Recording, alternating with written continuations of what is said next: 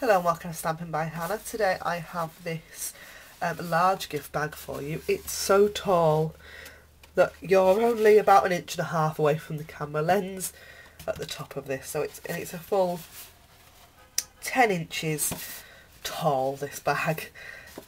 This one uses the Sweet Dreams Designer Series paper, but the one I'm going to do today is using Painted Blooms from the Spring Summer catalogue. And you need a full sheet of 12 by 12 paper for this. We're actually going to start scoring with the bottom score, and because I want my lines to go around the bag, I'm going to score this side first.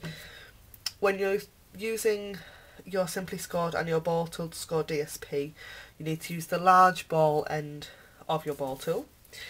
And we're going to score first at 2 1/4 inches, which is 5.5 centimetres.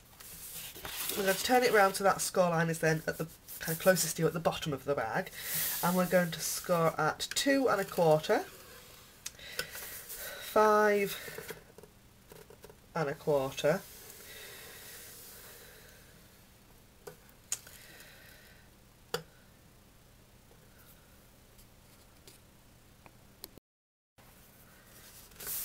seven and a half,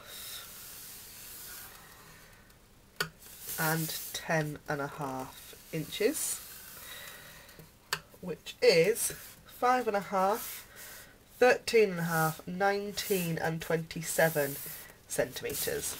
As you can see, we've got quite a strip down this end, and it's just me being lazy and just using the whole sheet of 12 by 12 instead of cutting it, but you could cut it down to 11 inches if you so desired.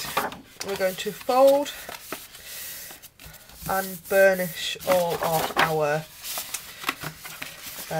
score lines.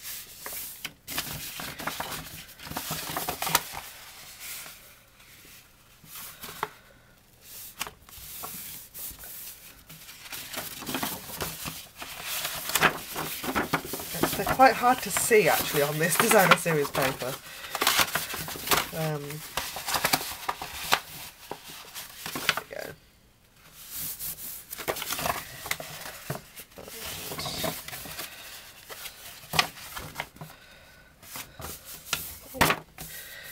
There, you can see how well I've burnished it because it's already wanting to curl up. So, bits to trim away. On this bottom edge here, you've got a rectangle at one side and a square on the other. We're going to chop away the rectangle. Use your biggest pair of scissors for this. Do as I say and not as I do, as usual. I really struggle with big scissors, partly because I'm left-handed, and partly just because I've been so used to using small scissors for such a long time. But get yourself a good pair. The Stampin' Up! Pair of scissors is excellent. I just choose to use my snips. It's really naughty, I know. So because this is a paper bag, we're going to use snail. So we're going to put our line of adhesive along our quite big flap, admittedly this time, along the scored edge. And because it is square, we can just pop that across and just make sure it's nicely folded. Then this seam then becomes the back, so this one here is the front.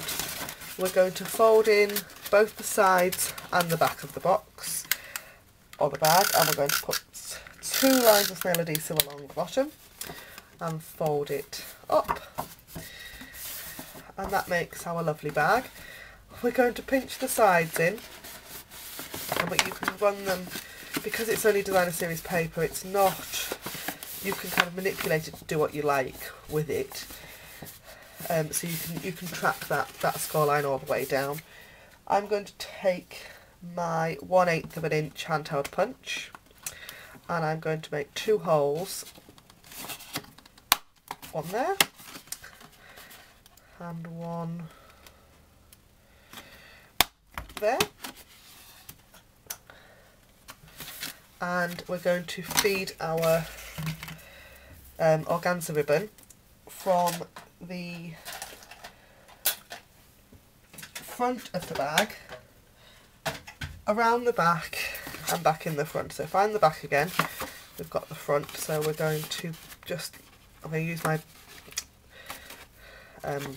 ball tool because it makes it much easier to feed it through the back, through the front into the back, from the back back to the front, just like that. I'll pull quite a bit through.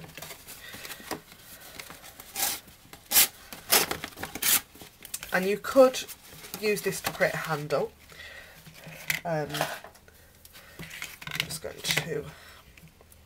This is probably quite a wasteful amount of ribbon, I will admit, but I need to tie a bow, and as you already know, I am bow challenged. Very, very bow challenged. So, knot in first.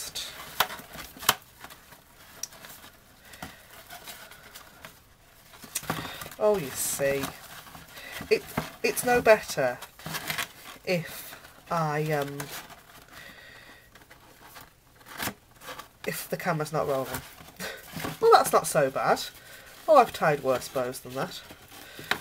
I can live with that. Can you live with that? I think so.